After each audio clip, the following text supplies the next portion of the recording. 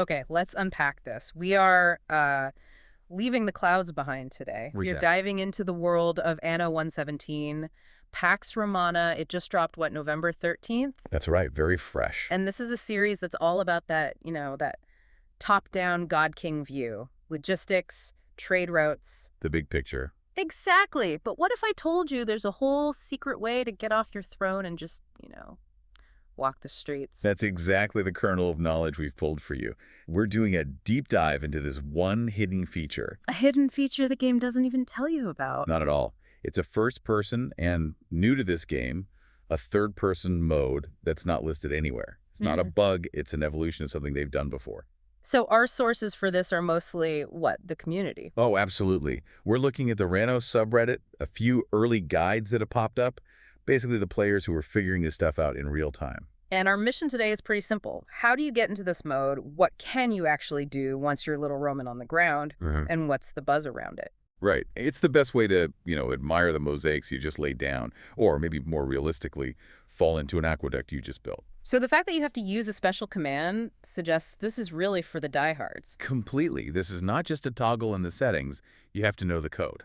Okay, so let's start with PC players. They're the biggest group. What did the community find? What's the secret handshake? For anyone on a mouse and keyboard, it's actually a direct carryover from Anno 1800, which is nice. Familiar. Yeah, it's Control plus Shift plus R. You hit them all at once, and boom, you're down on the street. But there's a twist this time, right? Something new for a 117. There is. The huge upgrade is the scroll wheel. Ah, the scroll wheel. In the old games, you were just kind of locked into this tight first-person camera. Now you can scroll the wheel to swap between that classic view and a brand new third-person mode. So you get an actual avatar? You can see your little Roman guy? Exactly. It goes from just being a viewpoint to being like a mini role-playing experience. I just love that a huge game like this makes you use a key combo. It feels so old school, like they're saying, if you want to see this, you gotta earn it. It is. It's an Easter egg. It's a treat for the fans who they knew would be trying every key combination on day one. And speaking of old school, the console activation is even better. Oh, it's pure nostalgia. It's basically the Konami Code.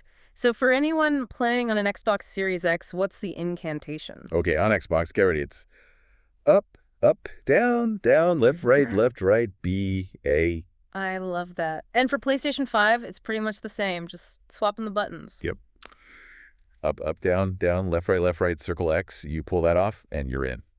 There's a big catch for console players, according to the community chatter. A very important one, that scroll wheel functionality we mentioned. Yeah. That's PC only right now. Yeah. So if you're on a console, you're basically locked into whichever view you spawn into, first or third person. Yeah. You can't switch on the fly. Wow. Okay, so that's a huge difference in how it actually works. It feels a little bit like an early access feature for them. It does.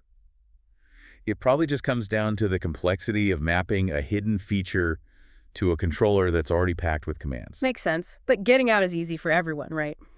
How do you get back to your floating throne? Super simple. PC users just hit escape. And on console. You just hold the B button on Xbox or hold circle on PlayStation, and you pop right back out to the strategic view. Okay, so we're in.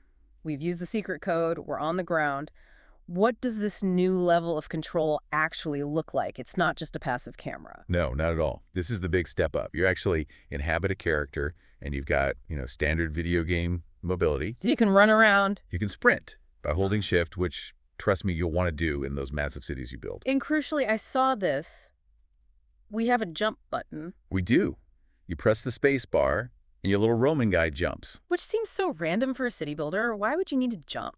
Well, the community has a very practical answer. The quote was, "It's handy if you get stuck." That's a very polite way of saying the collision detection can be a little janky. Precisely.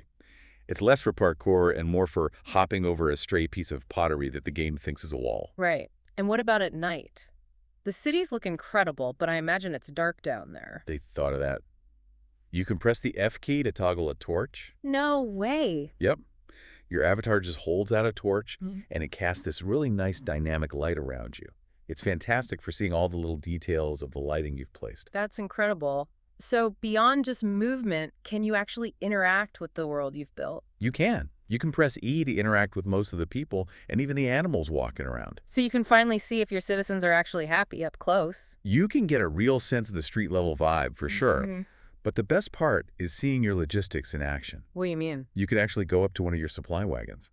The ones you've spent hours optimizing routes for. Exactly. You go up to a wagon, press a button left mouse on PC, on Xbox, square on PlayStation, and you hitch a ride. That is profoundly cool. You're not just looking at a spreadsheet anymore. You're sitting on the cart of wine you're shipping, watching your city roll by. It completely bridges that gap between the macro strategy and the micro experience. And speaking of micro experiences, we have to talk about the community's favorite detail. Ah, yes. We need to talk about the dogs. The dogs of Anno 117. The community sources are, and I'm quoting here, very clear that dogs are the most high-textured assets in the game. So the dogs look better than the people? Apparently. The fact that players are noticing this tells you that, one, they're spending a lot of time in this mode, and two, someone on the art team really, really loves dogs. A high-definition Roman Terrier is the real MVP of this game.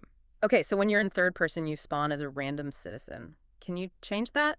You have a little bit of control. You can't, fully customize your character, but you can press the number keys 1, 2, or 3 on PC or the bumpers on a controller to cycle through a few different outfits and models. Just to keep it fresh. And what about buildings? Can you go inside your houses? Not typical buildings, no. You can't just walk through the door of a residence. But the sources do confirm you can walk on and around the models of certain open structures. Like what? Things like the clay pit or the cockle pickers platform. You can go see where the work is actually happening. And also some of the grander civic buildings, like the Grammaticus. That lets you really appreciate the scale of what you've built. One person in the community made a great comparison. The gladiator scene. Yeah. They said they built these huge fields, just like in that movie, and then walk the road in third person. They said it was an awesome feeling. And that's the whole point of the feature, right? You stop calculating production chains and you start feeling the cinematic result of them. It makes the city feel like a real place. It really does. Okay, but let's shift gears. This mode is hidden for a reason. It's new. What are the technical realities? What kind of bugs are people running into? Well, the first thing people are wondering about isn't a bug, but a feature from the last game. Quests. In Anno 1800, you could find little hidden tasks to do on foot. The community's buzzing, basically asking, are those back? So far, we don't have an answer. But on the actual technical side, there are some definite issues popping up. For sure.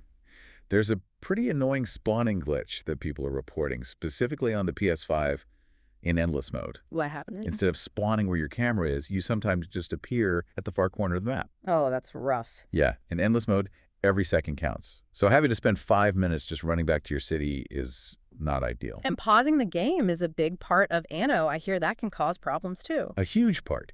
And yes, users are saying that if you try to enter this mode while the game is paused, it can glitch out or even send you back to a location you were at hours ago. So the takeaway is, don't do it. Definitely not. This is a live feature. The simulation clock has to be running. We also saw some accessibility questions. People with different keyboard layouts, like Azerty, were worried about remapping the WASD keys. Right, which was an issue in past games. But fortunately, the community quickly confirmed that, yes, you can remap the controls in Anno 117, which is a big relief. That's great to hear. Okay, so zooming out from this one feature, what's the general vibe around the game's launch? It's only been a few days. It's a real mixed bag, which is pretty typical for a launch this big. On the one hand, you have a lot of love. What are people liking? We're seeing comments like, it's just plain fun, or even one of the best games I ever played. A lot of praise for how well it runs on the PS5, and people seem to really like the new diagonal aspect for building. But it's not all positive. What are the common complaints? They're focused on content and stability. Some people feel the game has disappointing content, maybe compared to a fully expanded Anno 1800. And of course, there are reports of multiplayer issues and some performance problems, standard launch stuff. And there was one other big topic of debate that we should touch on. The use of AI in development. Right. We saw some heated threads about that. Yeah, some users were asking about it, saying it would influence whether they kept the game or got a refund. The community is really split. Some players have strong ethical concerns about AI tools being used to create assets. And the other side? The other side is basically arguing that if the final product is good, the development process doesn't matter as much to them. It's a really interesting modern debate happening in real time. And through all of this serious discussion, there's one thing the Anno community always agrees on. Mocking the quick reviews. It's so good. It is. People calling out reviews written after like 0.4 hours of playtime, or even just 12 minutes. The community consensus is you can't even begin to judge an Anno game until you're at least 100 hours in. That's just the reality of modern launch, isn't it? Passionate debates about AI happening right next to people just having fun riding on a high-textured wagon. It's all part of building an empire. Well, we've successfully mapped out the secret paths of Anno 117, Pax Romana. We've got the Control plus Shift plus R on PC, the Konami Code on console, and we know it turns this huge simulation into a personal street-level experience. It really does. And the fact that this feature is hidden, that it requires a cheat code, it says so much. It reinforces this idea that real immersion sometimes comes from, breaking the rules a little bit, seeing the world from a lens you're not supposed to use. It's a nod to the most dedicated players. Absolutely. Which brings up a really interesting question. If this much detail, the torchlight, the jump physics, the high-res dogs, was built for a mode most players will never even see, how much more is going on under the hood that we miss from our godlike view? What crucial little facts about our citizens' lives are playing out on those streets that we completely miss because we're too busy looking at spreadsheets from the sky? It's something to think about the next time you're planning a trade route and you hear a random citizen complain.